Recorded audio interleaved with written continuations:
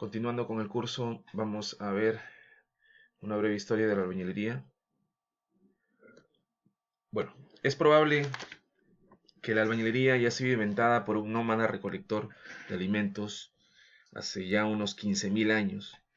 Podemos entonces imaginar que al no encontrar un refugio natural para protegerse del frío y de las bestias salvajes, él decidió apilar piedras para formar un lugar donde guarecerse. Sin embargo, como la transmisión de técnicas o ideas era, en esas épocas, muy lenta o no ocurría, la invención seguramente tuvo que repetirse innumerables veces. El paso siguiente en el proceso de desarrollo de la albañilería debió ser la utilización del mortero de barro. El hombre para ese entonces ya había descubierto los principios del cultivo y de las crías de ganado, con lo que conquistó la primera gran transformación de sus condiciones de existencia. Al lograr el control sobre su propia provisión de alimentos, accedió a los inicios de la vida civilizada. La imagen muestra vestigios de dichos sucesos. El Katal Uyuk en Anatolia muestra la superposición de elementos unidos a través de barro, siendo en este caso el mortero un particular componente para lograr este tipo de edificaciones en aquella época. También, en otro lugar distante y en otros momentos, unos 10.000 años después, el mismo sistema constructivo fue empleado por los incas en Ollantaytambo, en el valle del Urubamba, cerca del Cusco, donde quedan construcciones importantes con muros de piedra natural, asentada con morteros de barro y techos de rollizo de madera cubierto con una gruesa capa de paja. Precediendo a los incas unos cientos de años, la cultura yarubilca y atavillo, en la parte central del territorio peruano, construyeron con albañilería de piedra edificaciones para vivienda y otros usos con techos de lajas de piedra apoyadas sobre muros de sección variable con la técnica de voladizos sucesivos para acortar la distancia entre apoyos de acuerdo a las lajas disponibles en sitio. En dichas construcciones, incluso, se puede ver como de forma casi experimental elementos estructurales como una losa, columnas, la formación incluso o la consideración de ventanas altas y la construcción de muros, todos estos con piedras, terminan representando casi una necesidad natural del ser humano en ir formando este tipo de estructuras. El invento de la unidad de albañilería formada por el hombre de una masa de barro secada al sol para sustituir a la piedra natural debió ocurrir en lugares en los que esta última no podía encontrarse.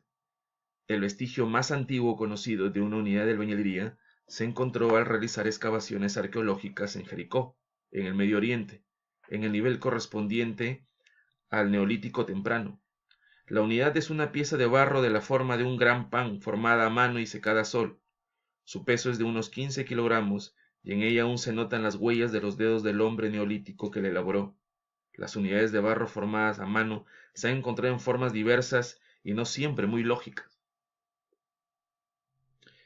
Una forma de interés es la cónica, como se ha visto en la anterior diapositiva, pues se repite y está presente en lugares distantes, sin conexión directa y en momentos de desarrollo semejantes. Las unidades cónicas se encuentran en muros construidos, por ejemplo, en Mesopotamia, con una antigüedad de 7.000 años, y en la zona de la costa norte del Perú, en Huaca Prieta, en el valle del río Chicama, con una antigüedad de 5.000 años. Las unidades de barro formadas a mano y secadas al sol y el mortero de barro constituyen el estado del arte de la construcción con albañilería en la aurora de la historia. Esta comienza a escribirse en el cuarto milenio antes de Cristo. Lo hacen los sumerios, habitantes de una vasta comarca pantanosa entre los cauces principales de los ríos Tigris y Éufrates. Ahí está la cuna de la civilización y de la ingeniería. Ahí los sumerios inventaron la ciudad, la irrigación, la escritura, los números, la rueda y el molde. Con este molde, que es un marco de madera elemental y rústico que aún se emplea en Irak, se formaron los primeros adobes. El molde es un avance sustantivo en la construcción de albañilería y en otras actividades, pues posibilita la producción rápida de unidades prácticamente iguales. Su importancia fue reconocida desde el inicio por los sumerios, quienes lo consideraron no un invento humano, sino una creación divina.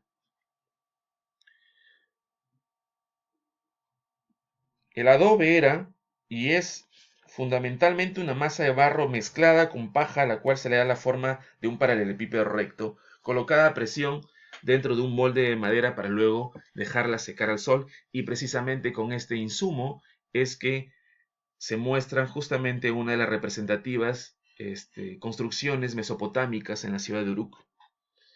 Las primeras construcciones de adobe siguieron estrechamente la forma de las estructuras a las que obligaban los antiguos materiales. Sin embargo, al copiar en albañilería la bóveda en forma de túnel de las chozas construidas en los cañaverales, algún sumerio construyó el falso arco y luego encontró el principio del verdadero. De este modo se aplicaron leyes mecánicas de resistencia y empujes muchos milenios antes de que estas leyes llegaran a ser formuladas.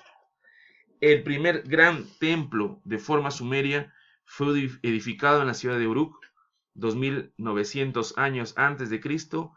En las excavaciones arqueológicas practicadas ahí aparecen los cimientos de construcciones verdaderamente monumentales y una colina artificial, el prototipo del zigurat o torre escalonada, la cual era parte indispensable de un templo sumerio.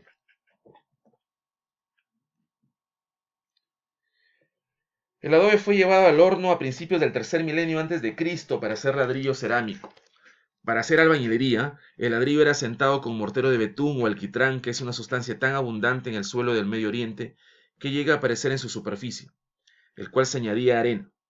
Esta albañilería se convirtió entonces en el material fundamental de las construcciones más importantes y esmeradas, y posibilitó algunas crecientes de los zigurats. El aspecto de estos zigurats debió ser espectacular. Justamente el Génesis relata así la historia de uno de ellos, conocido como la Torre de Babel, y ahí justamente transcribo uno de los versículos, bueno, ya son 3 versículos descritos del Génesis, en la Biblia.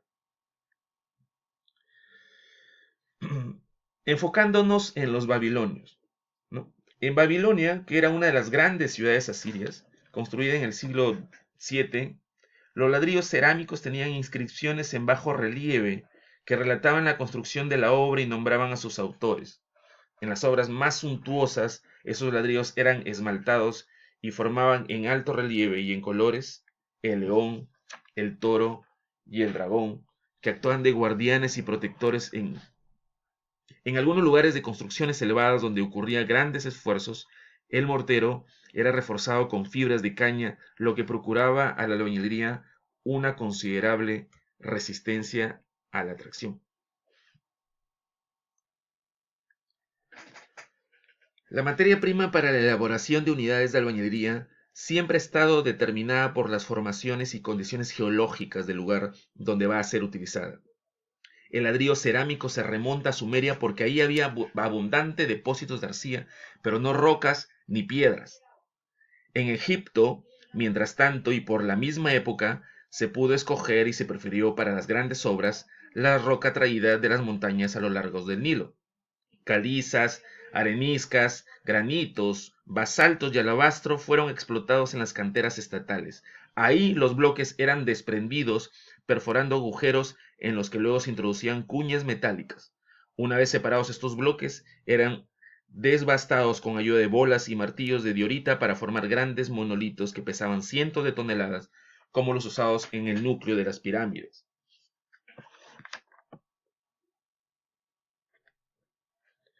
Grecia adoptó una arquitectura de lujo y de exteriores. Si bien carecía de las ricas canteras egipcias, poseía los mejores mármoles para llevarla a cabo. Ellos sirvieron para revestir su gruesa albañilería de piedra caliza asentada con morteros de cal. Tanto en Egipto como en Grecia, la construcción más importante es de piedra y de forma rectilínea. El arco era inexistente.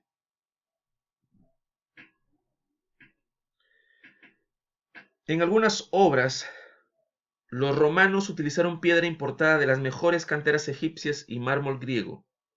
Sin embargo, en la mayoría de los casos emplearon la piedra de sus depósitos de caliza, travertino y tufa volcánica, y la tecnología sumeria de la albañilería de ladrillo de arcilla.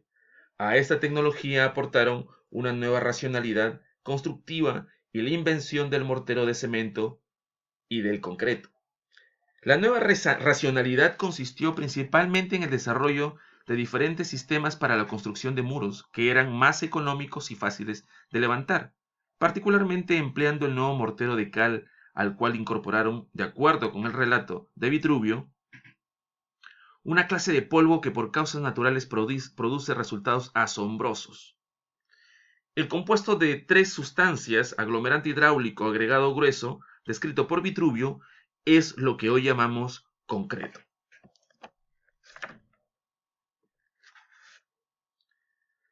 Después de Roma, el avance de la tecnología de la albañilería en Europa se detiene por varios siglos, incluso hasta podríamos decir que retrocede.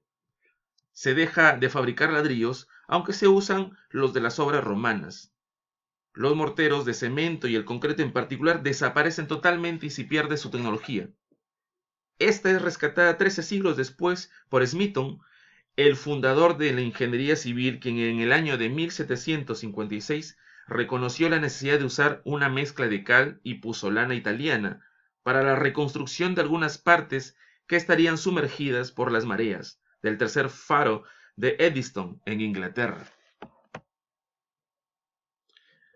Por otro lado, recién en el siglo XII, el arco sumerio y romano de medio punto cede el paso al arco apuntado gótico y a la bóveda de crucería, que posibilitan cubrir grandes luces y transforman la estructuración tradicional de la obra de albañilería.